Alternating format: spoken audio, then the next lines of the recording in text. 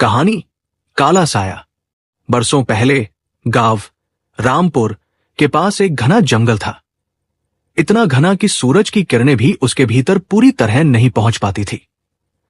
गांव वाले उसे अंधकार वन कहते थे। कहते हैं वहां जाने के बाद कोई वापस नहीं आया, या जो आया वो पहले जैसा नहीं रहा। गांव में एक लड़का था, अर्जुन। जिज्ञासु, निडर और थोड़ा जिद्दी। बचपन से उसने अपने दादा से उस जंगल की कहानियां सुनी थी कि वहां एक काला साया है जो रात में पेड़ों के बीच सरसराता है और इंसानों की परछाई चुरा लेता है।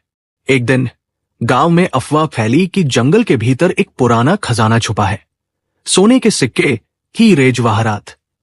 लोग डर के मारे नहीं गए, लेकिन अर्जुन का मन मचल गया। उसने ठान लिया वह जाएगा और सच्चाई पता लगाएगा। जंगल का सफर। सुबह सुबह वह टॉर्च, पानी और अपने दादा का पुराना कंपास लेकर निकल पड़ा। जैसे जैसे वह जंगल में घुसता गया, पेड़ और ऊंचे, झाड़ियां और घनी होती गई। हवा में एक अजीब सी नमी और सड़ांध की गंध थी। कुछ दूरी पर उसे पुराने खंडहर जैसे पत्थर दिखे।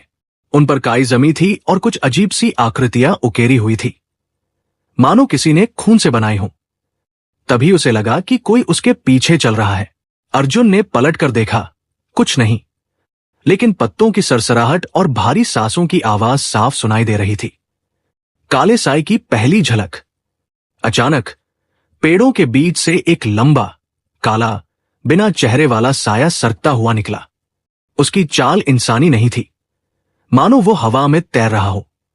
अर्जुन का गला सूख गया, पैर भारी हो गए। साया धीरे धीरे उसके करीब आया और एक ठंडी, फुसफुसाती आवाज गूंजी, तुम्हें यहां नहीं आना चाहिए था। अर्जुन डरते हुए पीछे हटने लगा, लेकिन तभी उसने देखा कि उसकी परछाई जमीन पर नहीं है। साया उसकी परछाई अपने साथ खींच रहा था। भागने की कोशिश। अर्जुन पूरी ताकत से दौड़ पड़ा। जंगल में हर तरफ अंधेरा छा रहा था, मानो सूरज अचानक डूब गया हो। दौड़ते दौड़ते वह एक गुफा के पास पहुंचा। गुफा के अंदर से हल्की सुनहरी चमक आ रही थी। वह भीतर गया तो उसकी आंखें चौंधिया गई। सोने के सिक्कों और गहनों का ढेर। लेकिन जैसे ही उसने एक सिक्का उठाया, गुफा की दीवारों से वही काला साया निकल आया। रहस्य का खुलासा।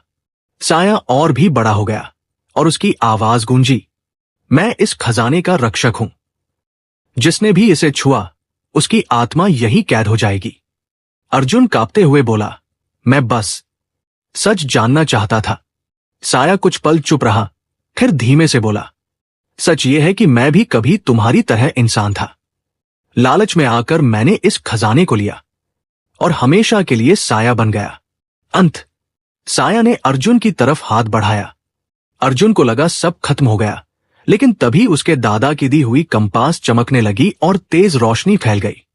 साया चीखता हुआ पीछे हट गया और जंगल के अंधेरे में गायब हो गया। अर्जुन बिना कुछ लिए गुफा से भागा और जंगल से निकल आया। उस दिन के बाद उसने कभी लालच में आकर खतरा मोल नहीं लिया। लेकिन कहते हैं रात में उसके कमरे की दीवार पर कभी कभी एक काली परछाई दिखाई देती है, जो इंसान की नहीं होती,